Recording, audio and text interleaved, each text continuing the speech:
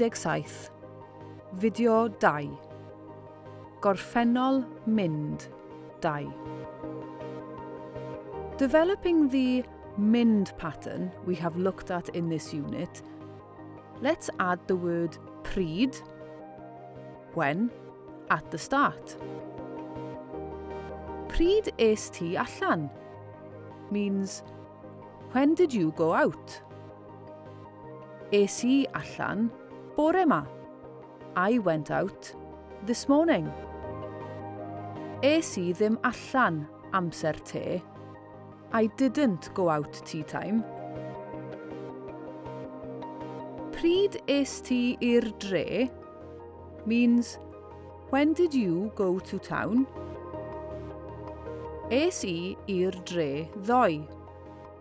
I went to town yesterday. Es I ddim i'r dre heddiw. I didn't go to town today. Now we'll try the same question with fe, him, he, her, or a person's name in it. Pryd aeth e i'r ardal wlyb? When did he go to the wet area? Aeth e bore ma.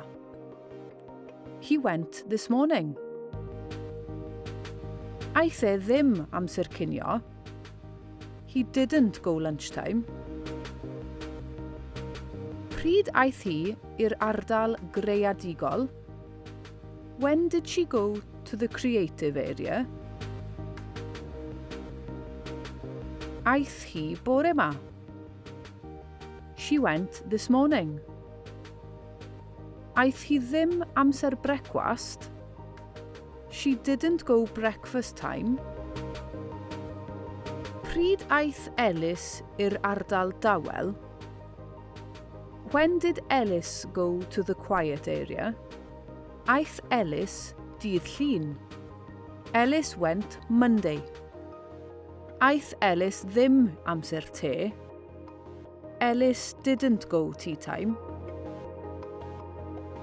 Da iawn wir. You have now developed your past tense patterns. Try them out in the school setting. Dymuniadau gorau.